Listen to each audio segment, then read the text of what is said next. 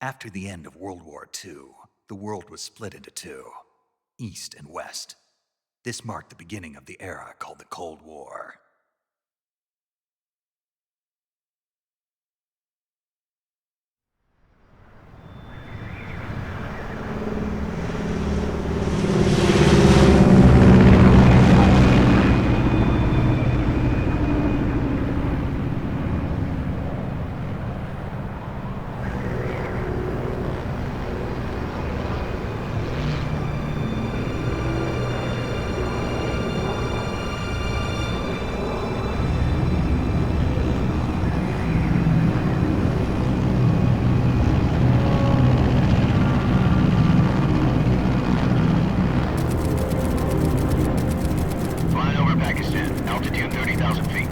Approaching Soviet airspace.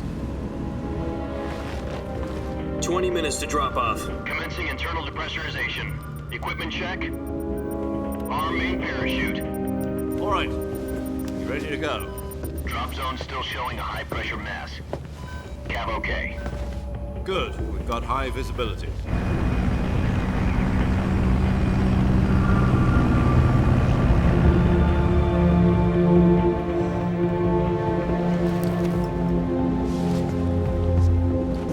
Put out that cigar. Connecting oxygen hose to interior connector. Put on your mask.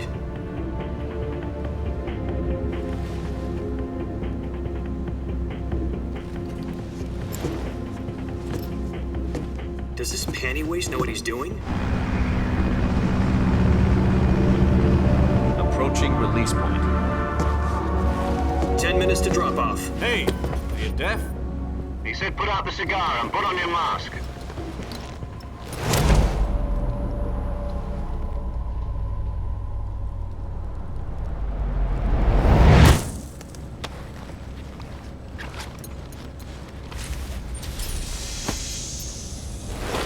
Depressurization complete. Checking oxygen supply. 6 minutes to drop off. Opening rear hatch.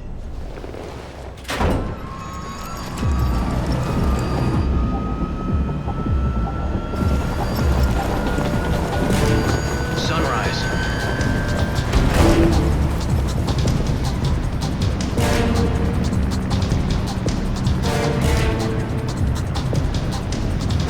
External temperature minus 46 degrees Celsius.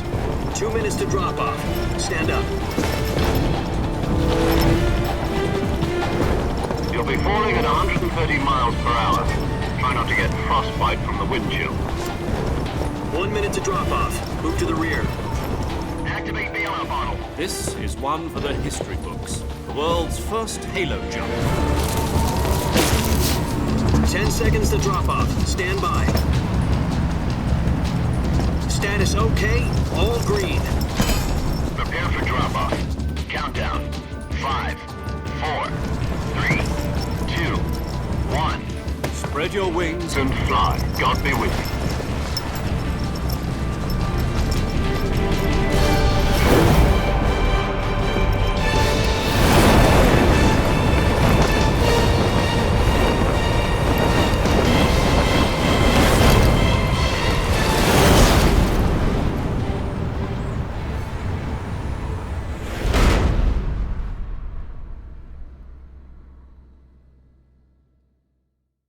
Jack, I've got some important news. The head of the CIA has finally given us the green light for the virtuous mission. Virtual mission? No, the virtuous mission. The future of our Fox unit depends on it. If it succeeds, we'll be officially organized into a unit. Virtuous mission?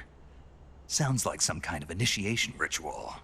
You know, don't get cocky. This isn't a training op. Right. So what exactly is this wonderful mission? Well, about 2 years ago, a certain Soviet scientist requested asylum in the West through one of our moles. His name is Nikolai Stepanovich Sokolov. He's head of the OKB 754 Design Bureau, one of the Soviets' top-secret weapon research facilities, and the East's foremost expert on weapons development. Sokolov? Isn't he that famous rocket scientist? The very same. On April the 12th, 1961, the Soviets achieved the first manned spaceflight in history. The Earth was blue, but there was no God. Well spoken. The rocket that carried Yuri Gagarin to orbit was the A-1, known as the Vostok rocket. Sokolov is said to be the man most responsible for the multi-engine cluster used in that rocket. After Gagarin's flight, Sokolov left rocket development to become the head of the newly established Design Bureau. From a lowly technician to head of a design bureau, that's quite a success story, so why do you want to defect? It seems he'd become afraid of his own creations. Afraid? Call it a crisis of conscience. And for that, he left his country and his family behind and went over the fence? Not exactly. One of his conditions was that his family was also to be taken safely to the west. We used a mole to get the family out first and succeeded in sneaking Sokolov over the Berlin Wall shortly afterwards. I was the one who conducted the operation. The security on the eastern side was still full of holes back then. Then what? We got Sokolov over in one piece, but the whole ordeal had left him exhausted, and we checked him into a hospital in West Berlin.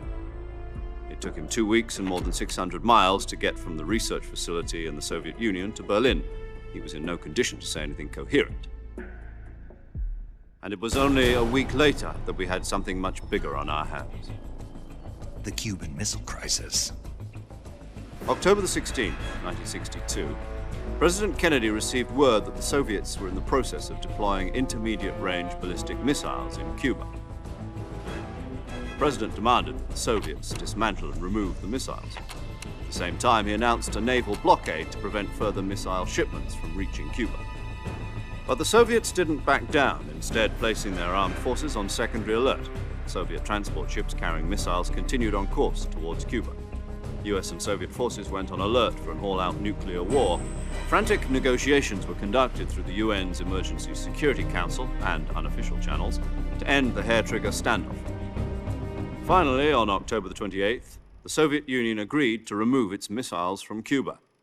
And so the world avoided a nuclear holocaust. But in order to get the Soviets to pull their missiles out, we had to make a deal. You mean the one where the US agreed to remove its IRBMs from Turkey? No. The Jupiter IRBMs deployed in Turkey were obsolete, and we were going to get rid of them anyway. They had no strategic value whatsoever to either the US or the Russians. The Turkey deal was a ruse, a cover story that was fed to the other intelligence agencies around the world. So what did the Russians really want? Sokolov. They wanted us to return Sokolov.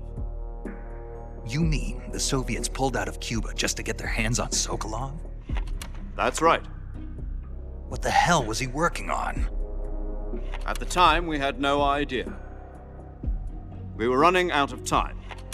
It was either give up Sokolov or risk full-scale nuclear war. In the end, we had no choice. President Kennedy gave in to Khrushchev's demand. The next day, I got Sokolov out of the hospital, handing him over to agents on the eastern side. Sokolov kept on screaming, "Save me," until he disappeared from my sight. Then a month ago, we received some new information from one of our moles. About Sokolov? Yes. He was taken back to the research facility and forced to continue working on the weapon in question under KGB supervision. What's more, it's on the verge of completion. So what kind of weapon is it? Something to do with space rockets? No, missiles. Same technology. I guess you're right. We don't know the details, but it appears to be a new kind of nuclear device. For half a year now, the Soviets have been conducting frequent nuclear tests at Semipalatinsk. Something to do with the weapon, I assume. We're talking about a secret weapon so big that Khrushchev was ready to pull out of Cuba to get it back. Is Sokolov still in the facility? No. According to our intelligence, he's in Selinoyarsk, a place in the mountains about 3 miles to the west that's known as the Virgin Cliffs. The Virgin Cliffs. Nice name for a virtuous mission. They moved him there just recently. Why? Apparently, they're conducting a field test of the weapon, but it's our best chance to get him back. This mission would never have been possible if he was still in the research facility. This is our last chance. Sokolov must have known that too when he contacted us.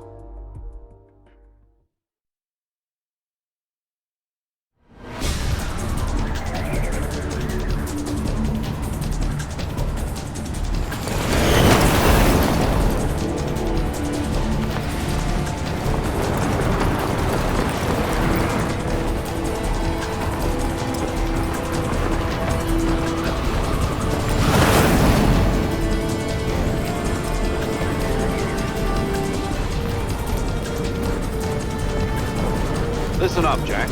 Your mission is to infiltrate Selino-Yarsk in the Soviet mountains, ensure the safety of Sokolov, and bring him back to the West.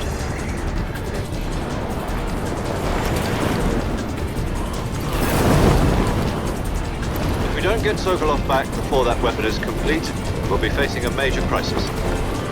The clock is ticking.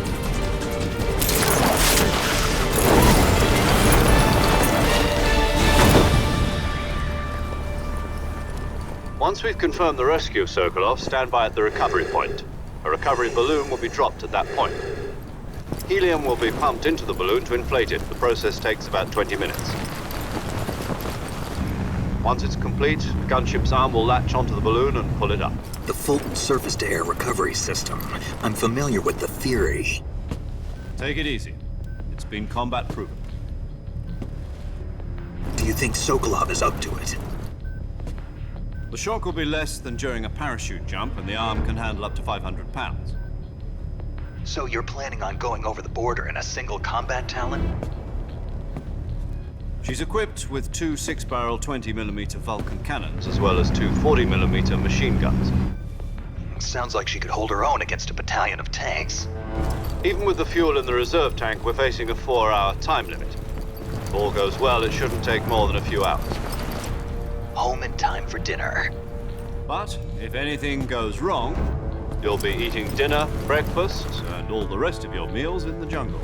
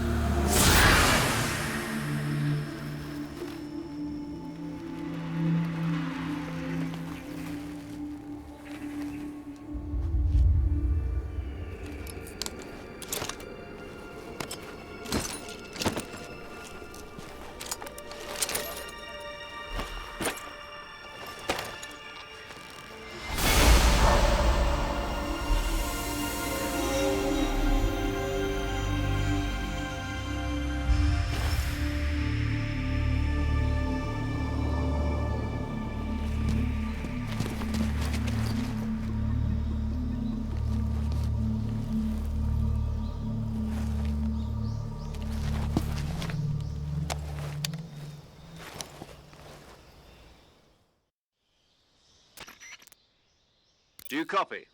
You're already in enemy territory, and somebody might be listening in. From here on out, we'll be using code names to refer to each other. Your code name for this mission will be Naked Snake. I'll be referring to you as Snake from now on. You're not to mention your real name. Snake? Oh, you don't like snakes? What do you mean? Well, you've eaten one before, haven't you? In survival training. I'm glad to hear that. I don't know if I'd ever order one in a restaurant, but... Be careful, you might not have a choice. What about you, Major? What should I call you? Let's see. I'll be Tom. Call me Major Tom. This will be a sneaking mission. You must not be seen by the enemy. You must leave no trace of your presence. Is that clear? This kind of infiltration is the Fox unit's speciality. In other words, weapons and equipment are procured on site. That goes for food as well. You're completely naked, just as your name implies. Great. Now I see why you asked me if I like snakes. I suppose calling me Snake was your idea of a joke, too. No. There's a good reason for that. I'll tell you later when the time is right. Gotcha. Getting back to the subject, how exactly am I supposed to feed myself? You've been issued a knife and a tranquilizer gun. Use them to hunt for food. You'll also find some medical supplies in your backpack. Yeah, about the backpack. I lost it in a tree on the way down. I see. Well, you'd better go back and get it then. You know where it is? No problem. I can see it from here. It's stuck on a branch. To climb a tree, Stand in front of a tree that's covered in ivy and press the action button. I'll be monitoring your progress over the radio. We can't risk violating Soviet airspace, but I'll be in the gunship. My frequency is 140.85. I'll give you a call if I need to talk to you. If you need to talk to me, use the send function. Okay, Snake, go get your backpack.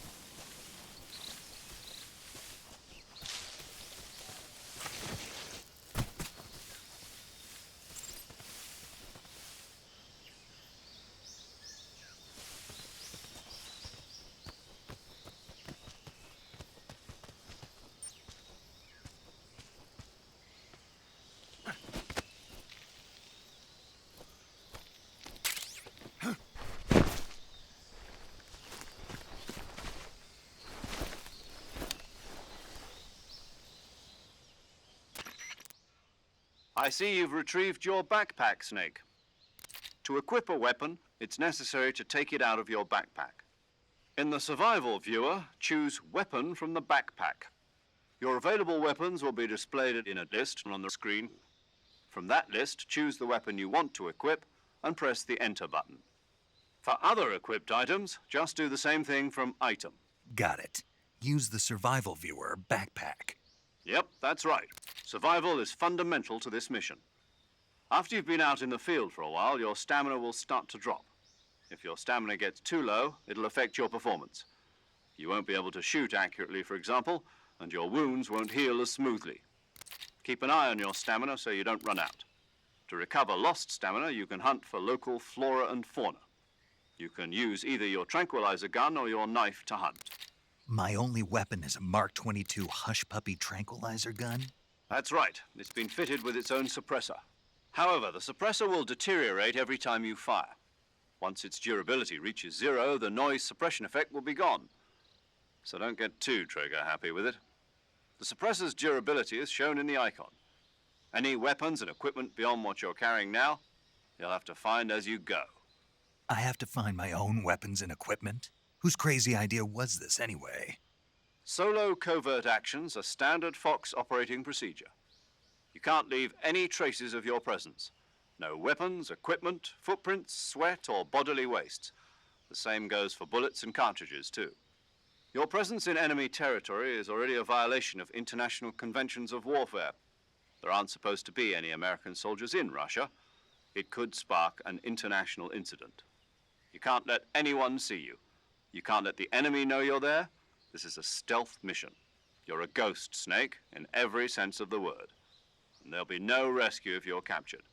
The military and U.S. government will deny any involvement in the affair. Then I'll just have to take care of myself, huh? I'm afraid so. You've been given a fake death pill for that purpose. SIS guidelines stipulate that soldiers on covert ops like this one be issued a potassium cyanide capsule. Tape it to your body so you can take it when you need to. How generous of you. Use it if you're taken prisoner by the enemy. It'll send you into a state of false death for a short time. Fooling them into thinking that I'm really dead. So how do I come back to life? Just take the revival pill. You mean that thing they put in my tooth before the mission? That's the one. But be careful. If you remain in a state of false death for too long, nothing will be able to bring you back. Remember that. I'll keep it in mind. You said this was a solo mission, right? Right. I guess that means I can't count on any reinforcements. Correct. The mission rests entirely in your hands. A real one-man army. Relax. There's a support team ready to back you up over the radio. Who? I'll introduce them to you. This time, survival is of utmost importance. The first member of the support team will be in charge of monitoring your physical condition, acting as a medic, so to speak, as well as recording your mission data. She's a member of Fox as well, and she's here on the gunship with me. She? Hello, Snake. I'm paramedic. Nice to meet you. Paramedic. As in a medic who comes in by parachute. Aren't you going to tell me your real name? Are you going to tell me yours, Mr. Snake? My name, huh? It's John Doe. And they call you Jack for short. You're a regular Captain Nemo. A name means nothing on the battlefield. After a week, no one has a name. What's your name? Jane Doe. Very funny. I wasn't joking, but I'll tell you my name only if you manage to make it back alive. My frequency is 145.73. She's also in charge of recording your mission data. Whenever you want to save, send a message over the reserved save frequency, 140.96. So saving lets me record my mission data. That's right. It also records the state of your health. Good to know. There's one more person I want to introduce you to, Snake. Huh? Speaking of snakes, you remember the boss, don't you? A legendary soldier and your mentor. Actually, it was the boss that got the DCI's authorization in the first place. She's going to be serving as Fox's mission advisor. The boss is? She also helped me plan this mission. She and I were at SAS together. Jack, is that you? How many years has it been? Boss? That's right. It's me. Talk to me. Let me hear your voice. It's been 5 years, 72 days, and 18 hours. You've lost weight. You can tell just by the sound of my voice. Of course I can. I know all about you. Really? Well, I don't know anything about you. What's that supposed to mean? Why'd you disappear on me all of a sudden? I was on a top-secret mission. You didn't need me anymore. But there were still so many things I wanted you to teach me. No, I taught you everything you needed to know about fighting techniques. I taught you all I could. The rest you needed to learn on your own. Techniques, sure. But what about how to think like a soldier? How to think like a soldier? I can't teach you that.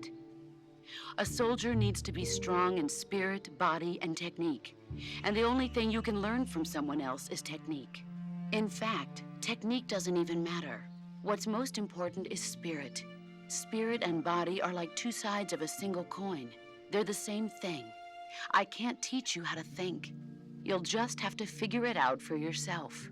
Listen to me, Jack. Just because soldiers are on the same side right now doesn't mean they always will be. Having personal feelings about your comrades is one of the worst sins you can commit. Politics determine who you face on the battlefield. And politics are a living thing. They change along with the times. Yesterday's good might be tomorrow's evil. Is that why you abandoned me? No, it had nothing to do with you. I already told you, Jack. I was on a top-secret mission. A soldier has to follow whatever orders he's given. It's not his place to question why. But you're looking for a reason to fight.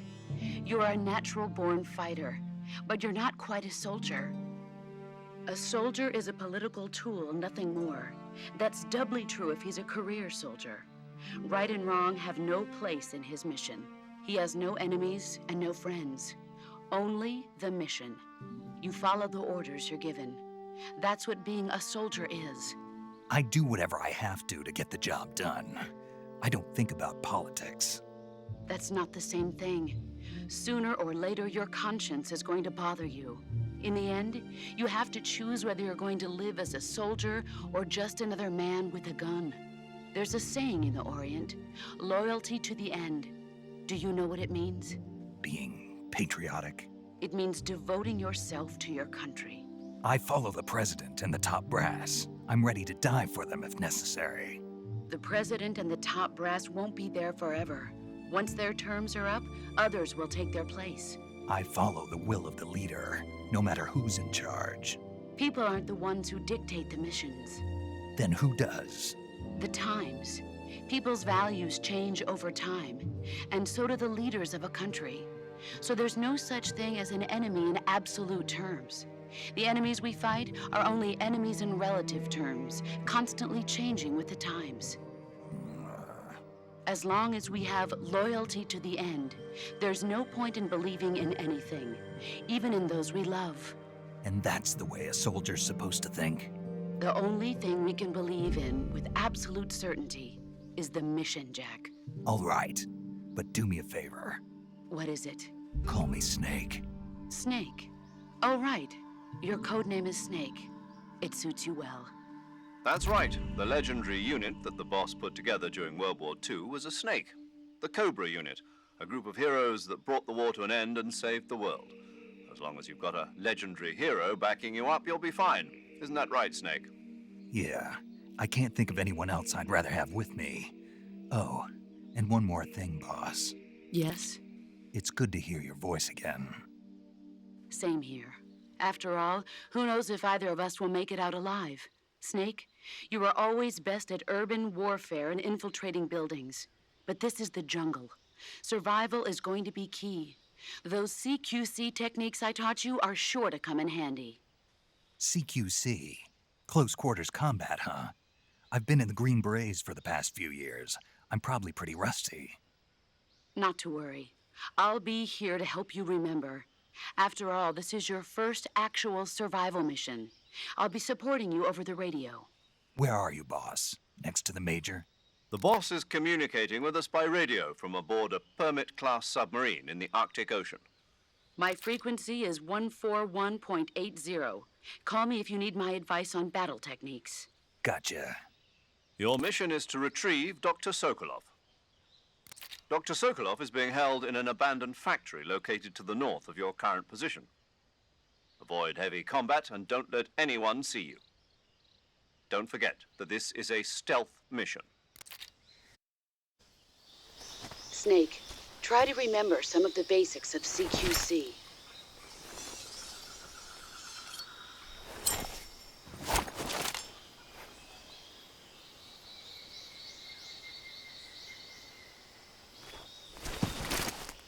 Commencing virtuous mission now.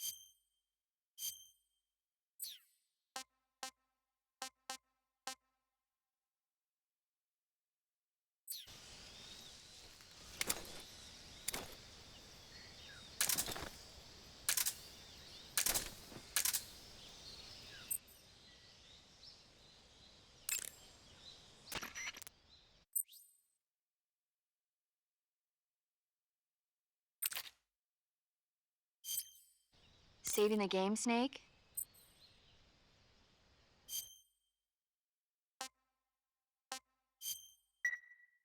Hey, Snake, you ever heard of Godzilla, King of Monsters? No, what is it? It's a movie. You haven't seen it? Nope. It's about this monster called Godzilla, who grows to an enormous size in a nuclear test and goes on a rampage in Tokyo. Nuclear test, huh? Then the Marshall Islands must be crawling with giant monsters right about now. It's just make-believe. Maybe that's why my pants have been so tight lately. Snake, it's a movie, not a report out of Los Alamos. I know. So then what happened? Godzilla is immune to all weapons, and humanity has no way to stop the monster. Dr. Shirazawa develops a new type of weapon, but meanwhile Godzilla is getting closer and closer to Tokyo, obliterating everything in his path. It was originally a Japanese movie, but they made an American version too. I recommend seeing the original Japanese one if you ever get the chance. It's mostly mindless fun, but it's also got a serious anti-nuke message as well. Where can I see the original? You'll just have to go to Japan. Really? That's too bad. If you wait 40 years, you might be able to see it in America, too. It might even win awards all across the globe in 60 years. Why's that? 2024 will be Godzilla's 70th birthday. You think they're still going to be making Godzilla movies then? Of course. Everybody loves Godzilla. You sure know a lot about movies. I don't suppose you're the movie-watching type, are you? Not really. Okay, then I'll tell you everything I know. When the going gets tough, movies can save your life. It's always good to be able to look at things from a different perspective when you get in a jam. That's the magic of movies. No kidding. Well, I guess it might at least make a nice distraction. That's the spirit, Snake. Have a little fun.